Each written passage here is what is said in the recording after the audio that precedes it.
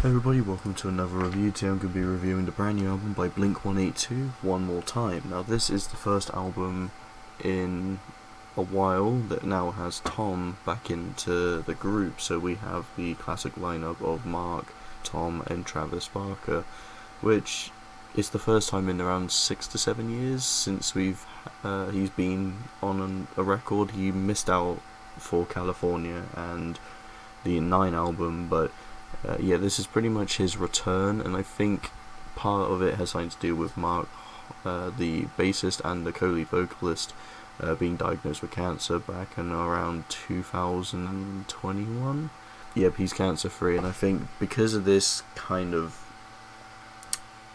I think because of this has kind of helped put their differences aside, and I think Tom's relationship with Mark was getting to a point where he was ready to start building it again, and this is pretty much the comeback for them, pretty much making a whole record as to be something that's timeless and classic. And I'm happy that they kind of set all the differences aside to make this record. This record has a very personal tone to it. There's a lot of tracks that are talking about falling out, a lot of tracks talking about relationships, and even one track being Other Side, talking about the death of the of Mark's bass technician just one of the technicians for blink-182 who passed away last year.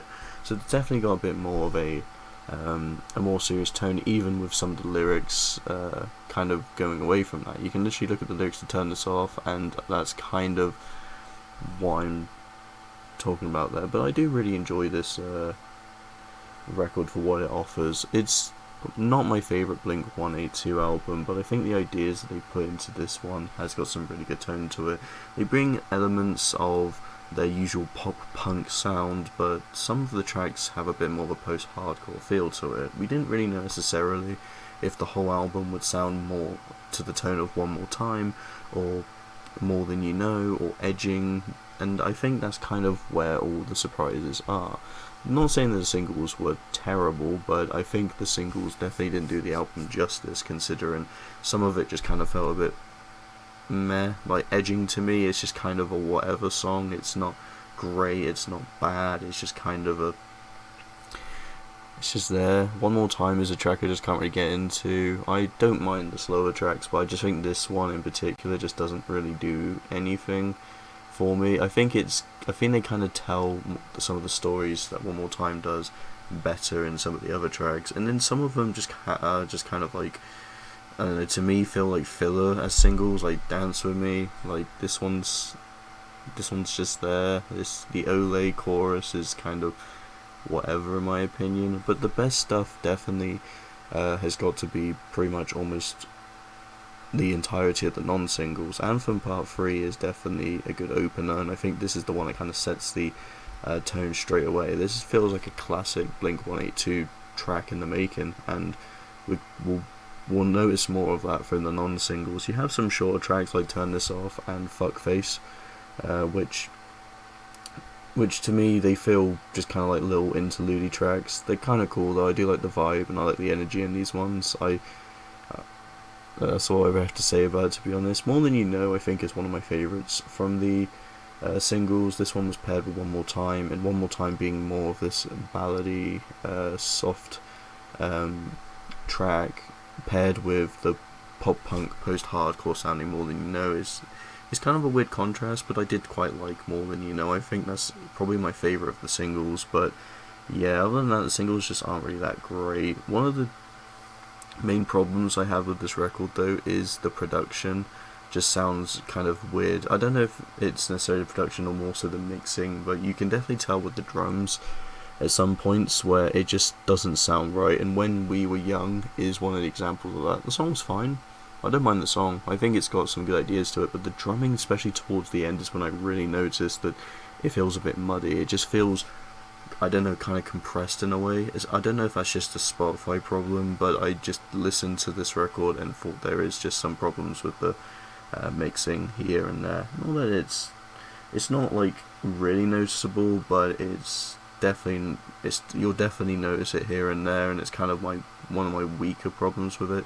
It is the first album that Travis Barker, the drummer, did produce himself, but I don't know. I think the production isn't their best. I think the production and mixing, I think, should have been tweaked a bit more, because it just kind of just sounds a bit like distortion, especially towards the end of that track. But yeah, the songwriting as well. I don't think the songwriting's bad at all. I think they got some great ideas. I think if you really want to dive deeper into the better stuff, I think that's kind of some of the stuff towards the end where you're not really going into much of the singles. Like Blink Wave is great. Bad News, I like the direction this one takes. Turpentine is.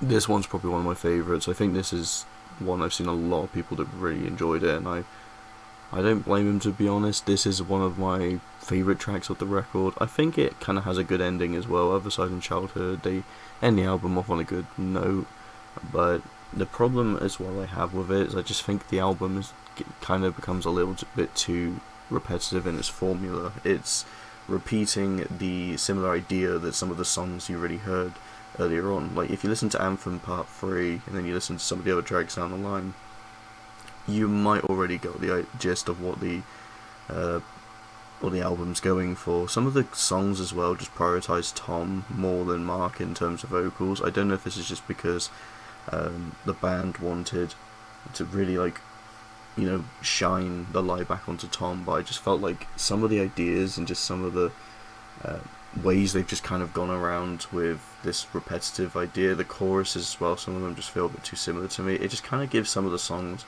that filler feel. Like I said, some of the singles do feel like some of the filler tracks, so I kind of guess maybe I just felt that way with the singles particularly, but I did notice this with some of the tracks here and there as well. But outside that, I think it's a good album. I think it does enough to kind of warrant this hype and just this classic return to blink-182. I would say I definitely prefer this over California and 9, but at the same time it's not close to being their best either.